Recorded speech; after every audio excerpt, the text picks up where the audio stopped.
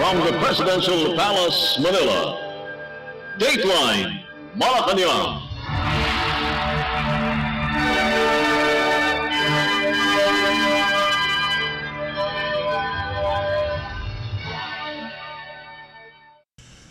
Good day. This is Dateline Malacañang in review. Philippine President Ferdinand R. Marcos Jr. on Monday extended his heartfelt gratitude to the United Arab Emirates or UAE, His Highness Sheikh Mohammed bin Zayed Al Nahyan and Prime Minister Sheikh Mohammed bin Rashid Al Maktoum for the pardon of 220 Filipinos who are detained in the Gulf state. In a video message, the President said, the pardon of the Filipinos was a testament to the strong relationship between Manila and Abu Dhabi. The Chief Executive said the Department of Foreign Affairs or DFA and the Philippine Embassy in Abu Dhabi are currently processing the documentary and administrative requirements for the immediate return of the pardoned Filipino nationals to the country. The DFA earlier said the pardon for Filipinos, which was announced on December 26, 2024, was granted in view of the distinguished friendship between the two countries. The pardoned individuals were detained in the UAE for various offenses. In June last year, a total of 143 Filipinos detained in the UAE were also pardoned on the occasion of Eid al-Adha. Let us listen to the video message of Philippine President Ferdinand R. Marcos Jr. Mga minamahal kong kababayan, ikinagagalak kong ipabatid na sa okasyon ng ika-53 National Day ng United Arab Emirates, 220 Pilipino ang pinagkalooban ng pardon ni kanyang kamahalan Sheikh Mohammed bin Zayed Al Nahyan. Ang desisyong ito, nakaragdagan sa 143 Pilipino na nabigyan ng pardon noong Eid al-Adha, ay patunay na matibay ang ugnayan ng ating mga bansa. We extend, of course, our heartfelt gratitude to His Highness Sheikh Mohammed bin Zayed Al Nahyan and Prime Minister Sheikh Mohammed bin Rashid Al Maktoum, whom I also had the honor to meet for this very compassionate gesture. Patuloy na pinoproseso ang mga dokumento ng ating mga kababayan para sa kanilang agarang pagbabalik. Sa kanilang pag-uwi, naway maging ligtas ang kanilang paglalakbay pauwi sa kanilang mahal na lupang tinubuan. You just heard Philippine President Ferdinand R. Marcos Jr. Dateline Malacañang. Philippine President Ferdinand R. Marcos Jr. on Tuesday expressed condolences over the death of Agriculture Undersecretary Deogracias Victor Savellano, whom he honored as a true public servant. In a statement, the President described Savellano as a dear friend and someone whose heart always belonged to the people he served. President Marcos said Savellano will always be remembered given the lives he touched and the progress he brought to Ilocos and the nation. The National Tobacco Administration, or NTA, made the announcement through its social media account, saying that he passed away on Tuesday morning at the age of 65. Savellano was the NTA's oversight official and part of its governing board. He also served as House Deputy Speaker and Ilocos Sur 1st District Representative. Savellano also became a governor of Ilocos Sur. The chief executive said, as governor and representative of Ilocos Sur, Savellano brought meaningful progress to the province, always guided by his love for Ilocos Sur and its people. President Marcos added that Savellano carried that same dedication to his role at the Department of Agriculture, or DA, working tirelessly to strengthen the livestock sector and support farmers across the country. The DA, meanwhile, honored Sevillano for his efforts to improve the livestock sector despite pressing challenges. To honor his legacy, the national flag at the DA's main building in Quezon City was flown at half-staff. Dateline Malacañang. Still on Tuesday, Philippine President Ferdinand R. Marcos Jr. directed his cabinet to revisit the administration's programs contained in the National Expenditure Program, or NEP, but were defunded by Congress, particularly those critical to the socio-economic program. The President gave the directive as he convened the first full cabinet meeting at Malacañang Palace in Manila for this year. President Marcos said many things have to be fixed, citing the 12 billion peso decrease in the budget for the maintenance of roads, 500 million pesos reduction in the funding for routine maintenance of bridges, and the 21 billion peso budget cut for feasibility studies. The chief executive said he is willing to sit down with each department to make sure the government's actual expenditure program would resemble the NEP. President Marcos Jr. added that he wants to know what happened to the department's respective budget allocations, specifically the funds for critical projects. On December 30th, 2024, President Marcos signed into law the 6.326 trillion peso General Appropriations Act, or GAA, for 2025 and vetoed over 194 billion pesos in line items he deemed inconsistent with his administration's priorities. The Philippine President directly vetoed some provisions not responsive to the people's needs and pursued conditional implementation on certain items to ensure prudent utilization of public funds. The 2025 expenditure program is 9.7% higher than the 2024 budget of 5.768 trillion pesos and 22% of the projected 2025 gross domestic product. Dateline Malacañang. Immediately after the cabinet meeting, Executive Secretary Lucas Bersamin held a press briefing along with Department of Transportation or DOTR Secretary Jaime Bautista and Department of Information and Communications Technology or DICT Secretary Ivan John Oy. Bersamin clarified that there is nothing wrong with the Philippine Military Academy or PMA and the Philippine National Police Academy or PNPA's inclusion in the 2025 funding for the education sector.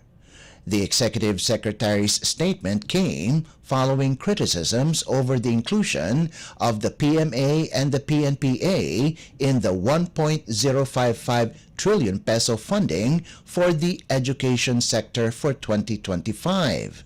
The PMA is under the Department of National Defense or DND, while the PNPA is under the Department of the Interior and Local Government or DILG.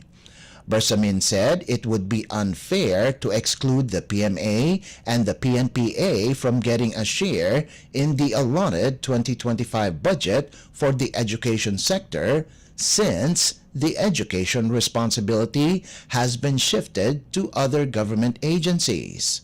Executive Secretary Bersamin said, constitutional provision encompasses all areas of education, including the Commission on Higher Education or CHED, Technical Education and Skills Development Authority or TESDA, and State Universities and Colleges or SUCs. Yung language of the Constitution is not that specific, no? Na sinabi, education. You have to look at this with a more, with a broader understanding. If before the treatment was, ang budget ng education was only that allocated to DepEd, that was the wisdom at the time. But then, so many things have happened. yung education responsibility has been shifted to other sector, government agencies. So, is it fair for everyone to claim na hindi mo dapat ibilang yan sa education sector dahil nandun sa PNP or nandun sa AFP? Hindi maganda yun. Okay? Now, this is more a matter of looking at the situation. DepEd is not the only agency in the education sector, but it has the greater portion of the education pie, the budget for the education sector. Of course, you will also consider TESDA. Hindi ba TESDA education yan? Okay? And then you have the SUCs. CHED. CHED,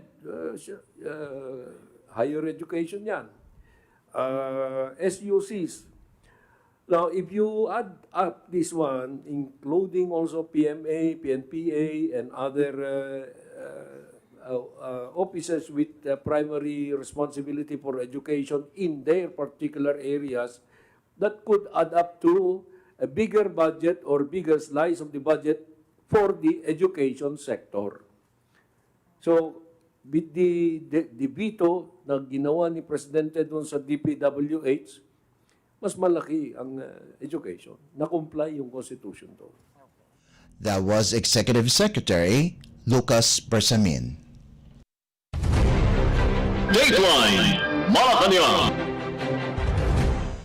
Meanwhile, Philippine Department of Transportation or DOTR Secretary Jaime Bautista on Tuesday said the cuts in its 2025 budget would have a minimal impact on its 16 infrastructure flagship projects or IFPs that need to be implemented as soon as possible.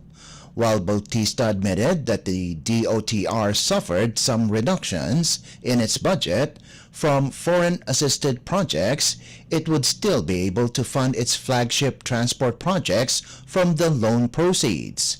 In the same Palace press briefing, Bautista said budget cuts in the department has a very minor effect on the implementation of its flagship transport projects. As the Department of Transportation is concerned, we should be able to continue our projects. No?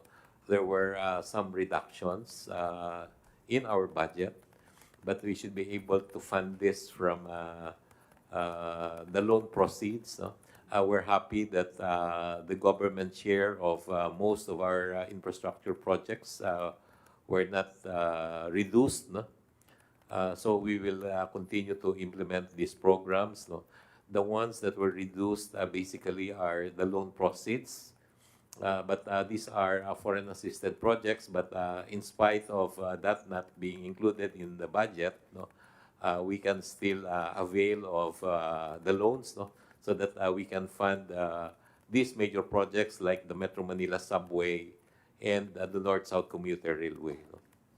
Bautista added that the acquisition of properties, right-of-way, and site acquisition, funding, relocation of informal settler families, relocation of utilities, and registration of properties are some of the issues that are causing delays in the implementation of the DOTR's flagship projects.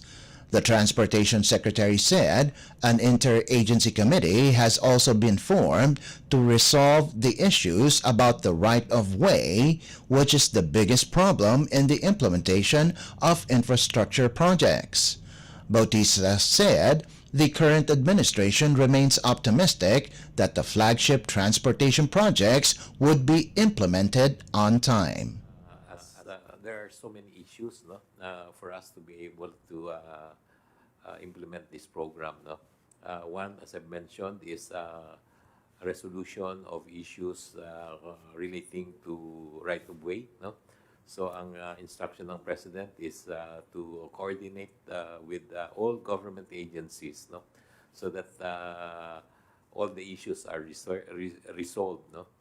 In fact, we have organized an interagency committee, no, among certain departments, no, like DPWH, the OJ, no, OSG, no, the SHUD, no, and other government agencies, no, for us to work together to resolve issues about right of way, no? Kasi ito ang isa sa mga pinakamalaking problem ng infrastructure implementation, no?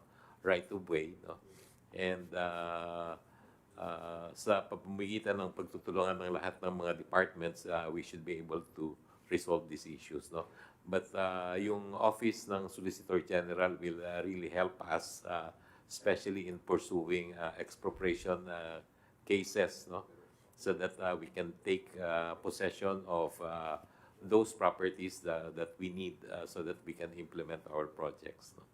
As we have discussed, no, may mga resolution naman, no? So we're expecting that even with all these problems, no, we should be able to implement the projects still on time, no? Yun ang objective talaga namin, no? For us to be able to implement this project on the newly established timetable, no? Kasi karamihan dito started during the previous administration, no? There's even a project that started during the Aquino administration, and there are still issues that we need to resolve, no? But with all those projects and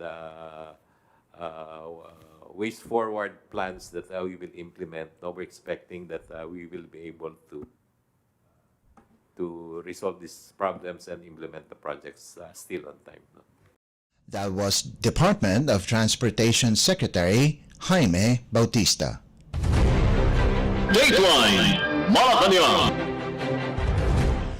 In the meantime, Malacañang on Tuesday expressed concern over the presence of the China Coast Guard or CCG's monster ship in the Philippines Exclusive Economic Zone or EEZ. In a palace press briefing, Executive Secretary Lucas Bersamin said the Philippine Coast Guard or PCG has been closely keeping tabs on the Chinese ship, adding that its presence within Philippine waters has been continuously challenged. The CCG ship 5901, dubbed as Monster Ship due to its massive size of 12,000 gross registered tons, was spotted in the coastline of Capones Island in Zambales Province on January 4th. The PCG's BRP Cabra and its aircraft, the Northern Luzon Command, and other assets from the Area Task Force North and National Task Force West Philippine Sea are keeping a tight watch on CCG 5901. Review it with concern. No, ganito yan.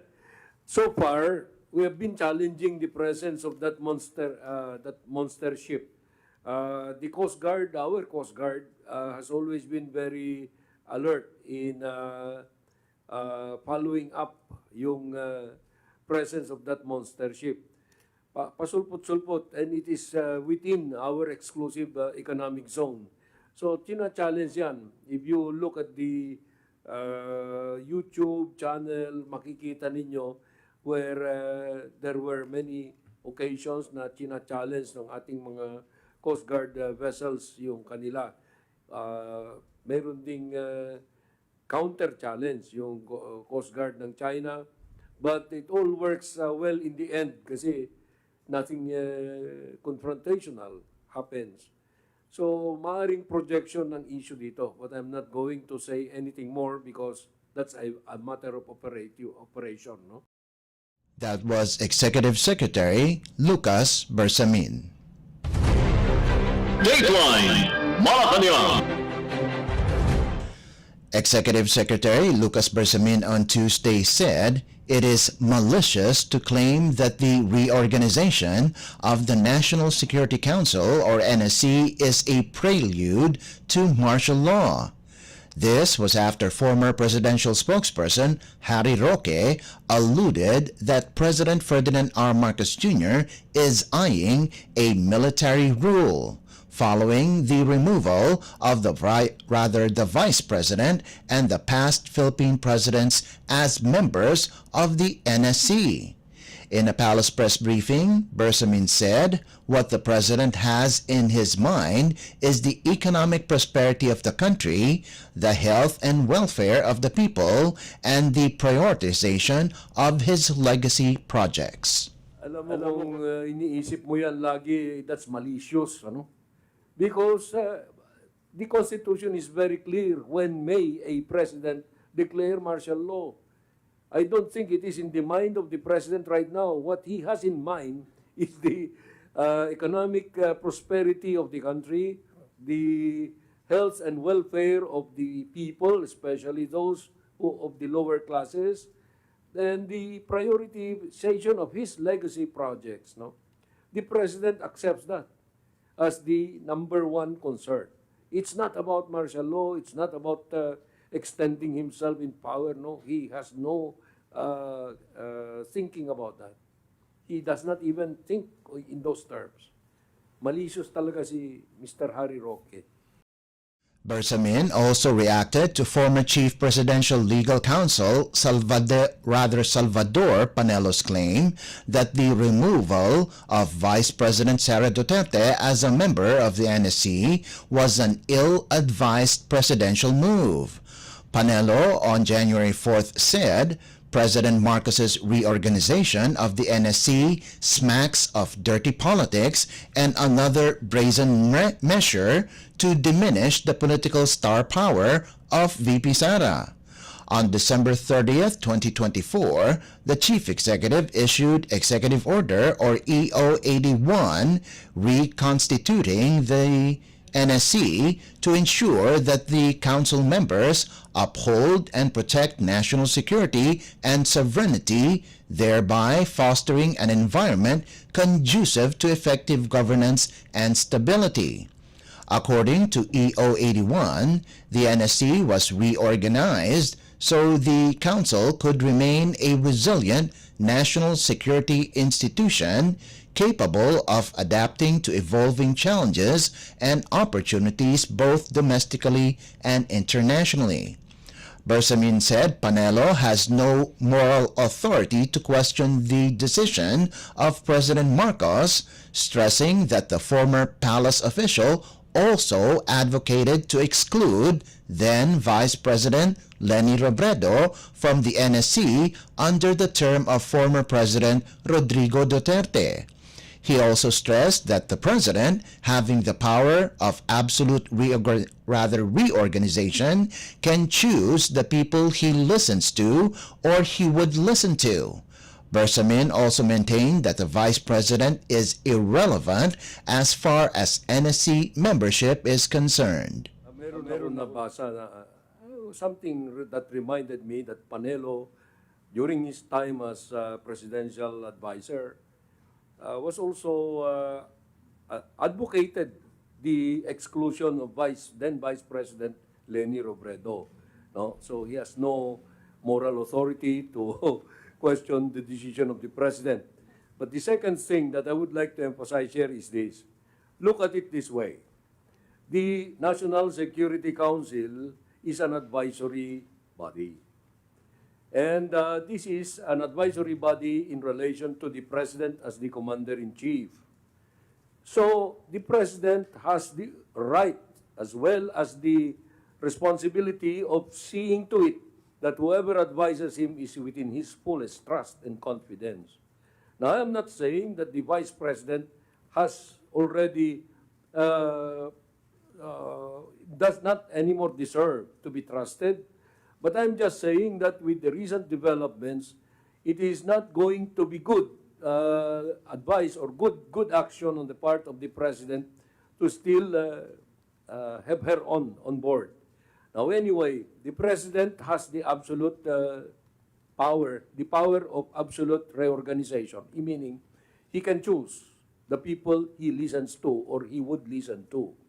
So if the National Security Council is supposed to be including members who are trusted by the president, then let it be understood in that light.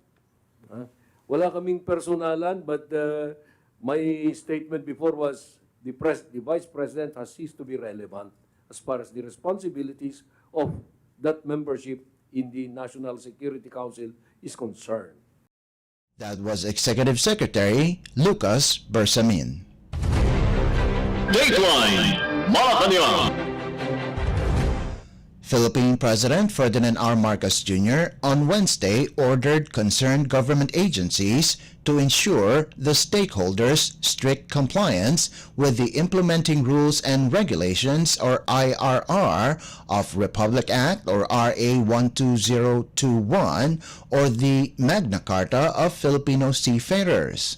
The President gave the directive to the Maritime Industry Authority or MARINA, the Department of Migrant Workers or DMW, the Department of Transportation or DOTR, and the Department of Labor and Employment or DOLE, following the signing of the IRR of the Magna Carta of Filipino Seafarers in a ceremony at Malacañang Palace in Manila.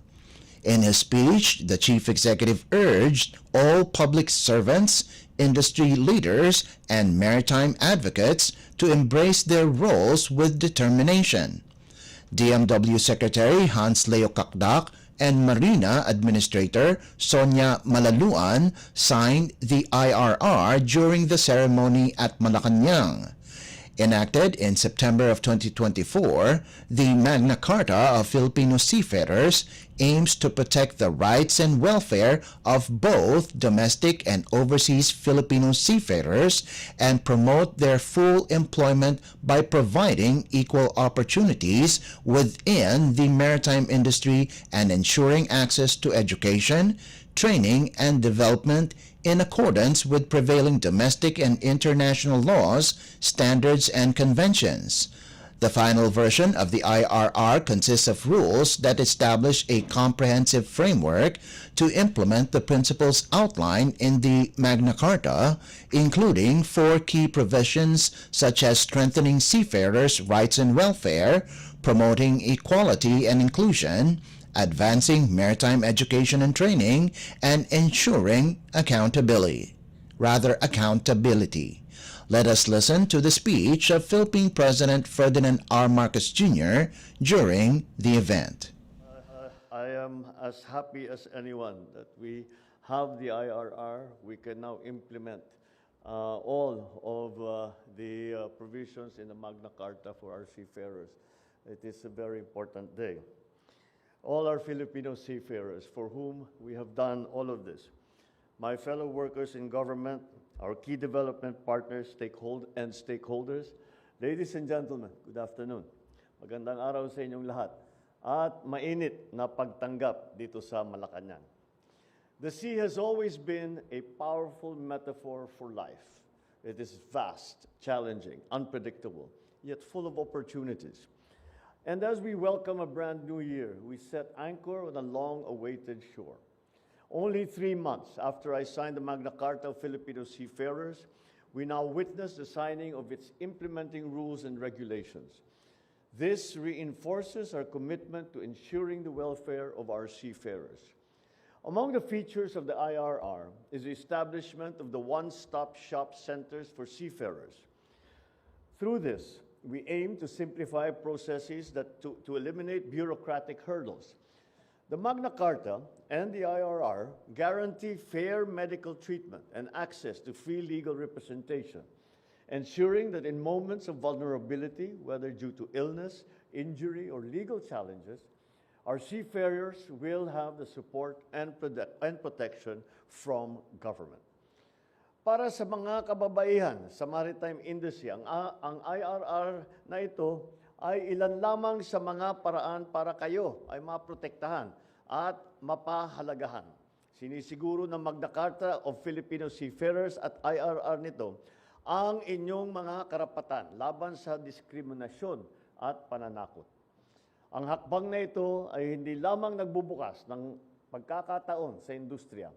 Ito rin ay sumasalamin sa ating dedikasyon sa mas progresibo at mas pantay na patakaran sa industriya ng maritime. It also envisions a well-prepared and competitive maritime workforce. by enhancing access to advanced training and requiring maritime education institutions to adopt cutting-edge facilities. We are equipping our seafarers and cadets to compete in the global arena. Beyond compliance with international standards, these efforts also secure the future of our seafarers in a rapidly evolving industry.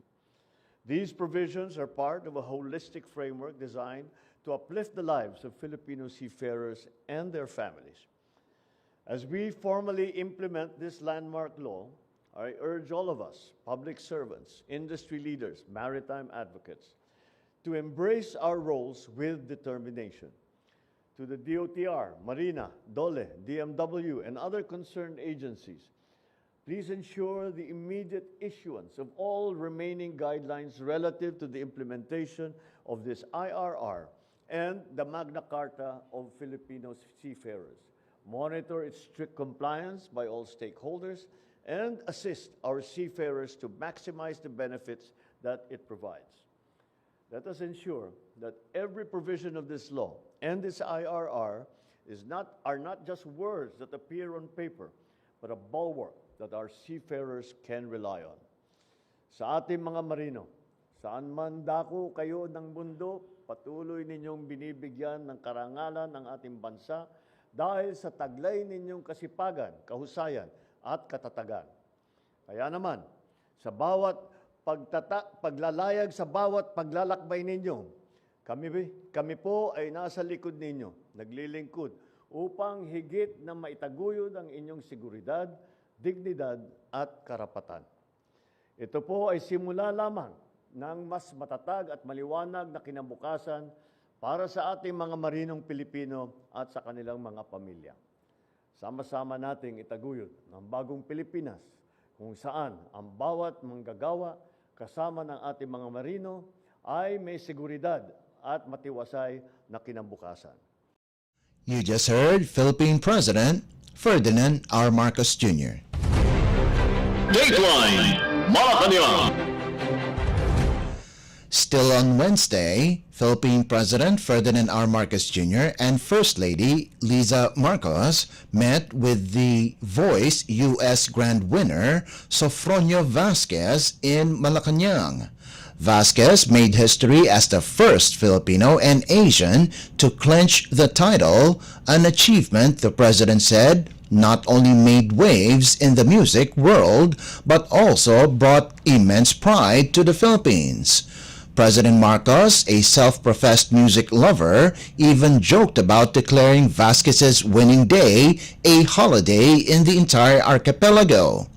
In a heartfelt courtesy call to the first couple, Vasquez shared his inspiring journey from humble beginnings, working as a cruise ship singer, to finding his footing in the vibrant music scene of the United States. The emotional meeting was also a family affair, with Vasquez's family joining him to share in the moment of recognition. The First Lady, visibly moved, wiped away tears as Vasquez delivered a special musical tribute, performing a soulful rendition of John Lennon's classic, Imagine, much to the delight of the first couple. He also performed A Million Dreams, one of his show-stopping songs from the Voice U.S. finale. In an interview after the meeting, Vasquez said he was overjoyed in meeting the first couple. He also bared plans of releasing a single within the first quarter of the year and to continue honoring Filipinos with his music. Dateline Malacañang. As Filipinos once again gathered to mark the annual feast of Jesus Nazareno on Thursday, Philippine President Ferdinand R. Marcos Jr. called on the public to find strength in unity and compassion and hurdle challenges with faith and grace. In his message for the traditional Catholic gathering, the President said, "The feast of Jesus Nazareno puts into our mind the strength that allows us to find harmony in our faith as a people. Jesus Nazareno is a life-sized image of Jesus Christ carrying the cross. It has been a symbol of strength and devotion for Filipino Catholics for over 400 years. The feast, one of the largest religious gatherings in the world, sees millions of devotees participating in the traslación or procession, often barefoot, as they make their way through the streets of Manila in an expression of unwavering faith. President Marcos reflected on the significance of the image itself, saying that the act of carrying Jesus Nazareno and his cross serves as a poignant reminder of the immense sacrifices made by Jesus Christ. The President encouraged Filipinos to extend the spirit of compassion, urging devotees to reach out to those around us who need our kindness and empathy. The chief executive also called on the faithful to not only focus on their spiritual journeys, but to actively work towards serving their communities, echoing the example set by the Nazarene. President Marcos Jr.'s hope is for every devotee in the procession, whether in person or in spirit, to have a deeper bond with the Almighty and a higher purpose in serving others. The andas, or the carriage of the image of Jesus Nazareno, started its way through the crowd of devotees and the streets of Manila around 4:40 in the morning. From the Quirino Grandstand, it made its way to Quiapo Church in a procession which took almost 21 hours. Dateline Malacañang. And finally, Malacañang has officially confirmed the reported virtual meeting between Philippine President Ferdinand R. Marcos Jr., outgoing United States President Joe Biden, and Japanese Prime Minister Shigeru Ishiba. According to Presidential Communications Office or PCO Secretary Cesar Chavez, the trilateral phone call is scheduled for Sunday, January 12th. The agenda and other information of the said meeting have yet to be revealed. The upcoming meeting follows the trilateral summit held in Washington last year, where the leaders of the U.S., Japan, and the Philippines discussed a broad range of issues, including security cooperation, infrastructure development, and regional economic resilience. The three countries also held a multilateral maritime cooperative activity in December last year in a bid to demonstrate joint commitment to safeguarding international waters and ensuring free navigation in the Indo-Pacific region in light of rising tensions in the South China Sea. In a separate statement, Foreign Affairs spokesperson Maria Teresita Daza said, the three leaders will discuss the progress on the trilateral cooperation since the historic leaders' meeting in April last year. They are also expected to discuss economic matters as well as regional and global developments. Dateline Malacañang. Before we conclude our program, Radyo Pilipinas World Service of the Presidential Broadcast Service is heard over the following shortwave frequencies: 9.475 MHz, 15.640 MHz, and 17.820 MHz. You can also visit our Facebook page and YouTube channel at Radyo Pilipinas World Service. You will be able to hear and view our Filipino and English programs, including news updates here in the Philippines. Kindly subscribe, like, and share our posts as well. And that concludes this edition of Dateline Malacañang in Review. For Radyo Pilipinas World Service, this is Leo Magpayo. Good day and stay safe.